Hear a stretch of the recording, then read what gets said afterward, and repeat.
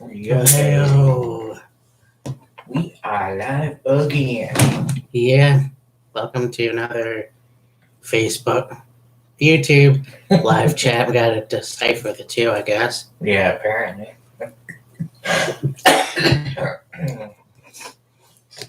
Just got through mowing down some Popeyes Louisiana kitchen. I am full AF. And Matt got a flounder sandwich and a Cajun poutine. It's a biscuit. I got their flat fish and shrimp combo.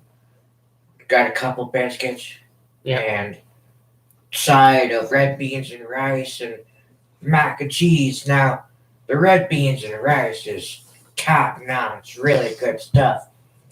Their mac and cheese, on the other hand, tastes like a watered down, frozen mac and cheese, if you will. Yeah. And I mean, I didn't want to tell Kyle because I tried it myself and obviously wanted to have his own opinion, but yeah, basically, and I myself am a Popeye mac and cheese connoisseur, and that has to be the lowest grade in my opinion. I don't like it. It's better than the Subway mac and cheese. And I mean, that's true because that's even waterier. And it's like, yeah, I understand that they wanted to expand their menu, but it was just shit. So I would recommend if you like. I think the biscuits just come with every meal basically. But if you want to get like chicken or seafood and you want a side or two, if you like red beans and rice, go for that. Or I would highly recommend the Cajun fries. The Cajun fries are really good. I'm sure the Cajun poutine is very good as well. It's not bad. And then again, when I had the buffalo chicken poutine from Harvey's, Mm, that was good. yeah, And again, well, that was really good, but it's a meal in itself. yeah. And I never thought of poutine as a meal, but they give you a lot. So Mm, with the sandwich and the biscuit and then the poutine, that was, filling in itself. yeah, that's a legit. That's quite satisfying, of course.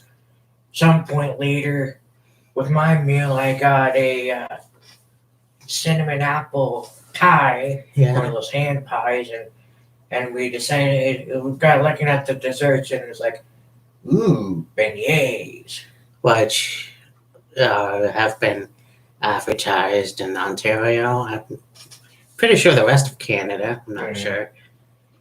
But if you're Popeyes in your area has the flounder sandwich, I definitely recommend getting it because holy shit. Mm.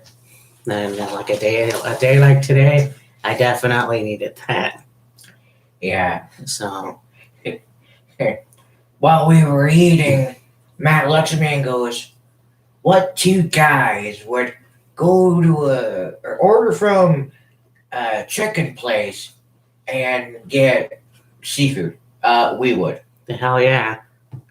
We both love seafood, so there you go.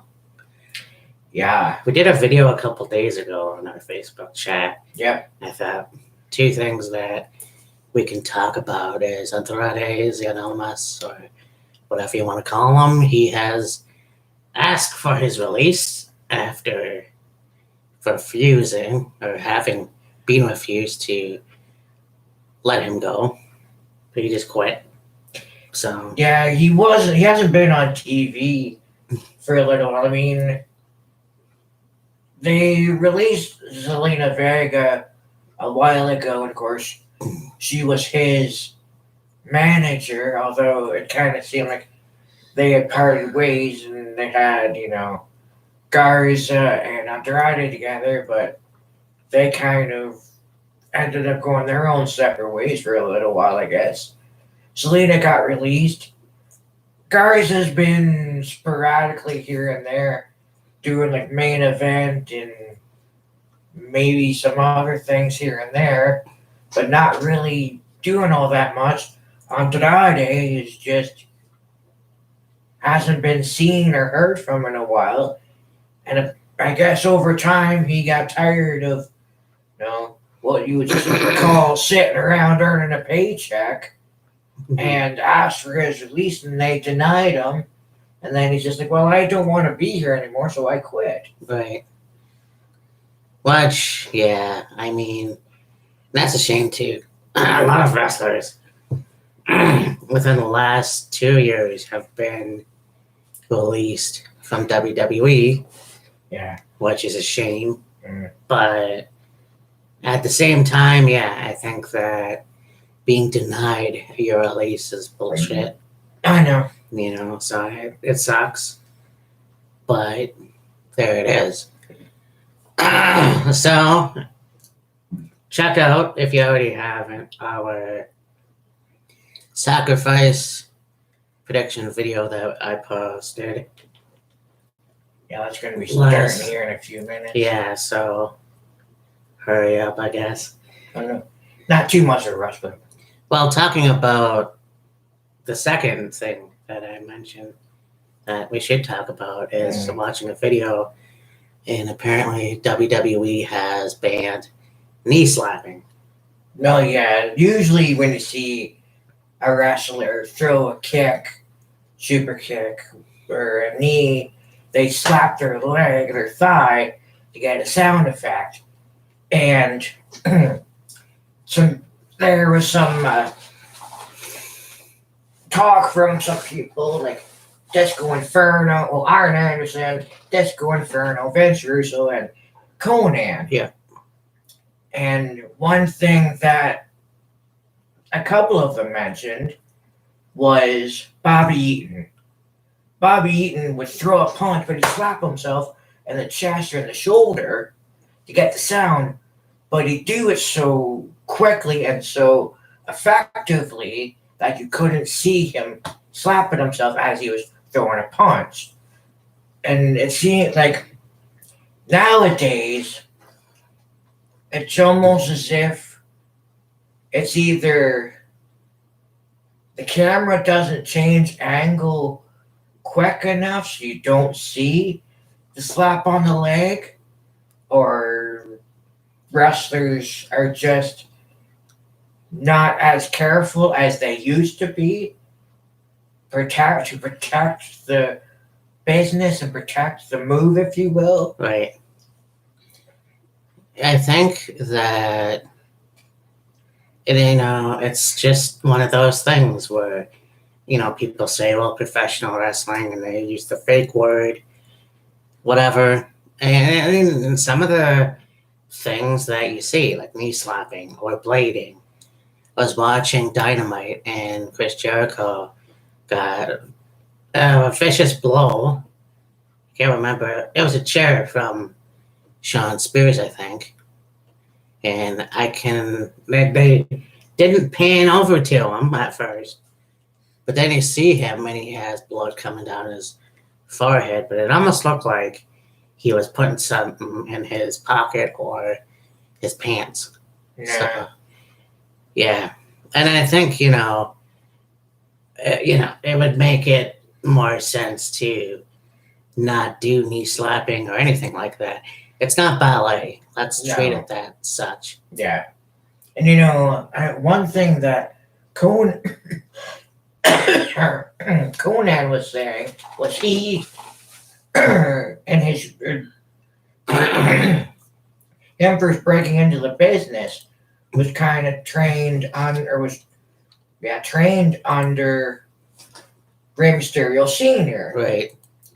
And Rey Mysterio Sr. threw a punch and looked at Conan and said, what did you see? He's like, well, you punched him where you slapped him. I said, well, no, I hit myself as I was hitting him at the same time. It's like, wow, I didn't even see it. That's how good he did it. Yeah. And so, I mean, and Disco Inferno said he was at a live show in, I think it was San Jose, California, and there's a match going on, and there is a kid or kids in the crowd hollering, "You're slapping her leg." Yeah. And it's like, well, if 7-year-old kid, let's say, sees it and realizes how ridiculous it looks and how stupid it looks, what do you think other people are going to think of it? So I guess, so much criticism of the thigh slap Mhm. happening, WWE just went, all right, we'll ban it. You can't do it anymore. And if Yeah. you're going to throw a kick, make it a legit kick. And there's a few people in the business that can throw a damn good kick and have it look good and sound good as well. Daniel Bryan throws a really good kick. Hideo Itami can Yes. throw a really good kick. Shawn Michaels, maybe? Shawn Michaels, like he would do the thigh slap, but he was good at disguising it. Davey Richards is another one that can throw Yeah. a really, really good kick. Because they know how to throw a kick to where it's effective enough you can get the visual and the sound and put it all together and it looks and sounds good. Like, oh man, that's gotta hurt, right? Yeah. Anyways, it's that time. And it's Impact Sacrifice. So Yeah. this has been Matt and Killer Kyle. We will talk to you next week. Yep.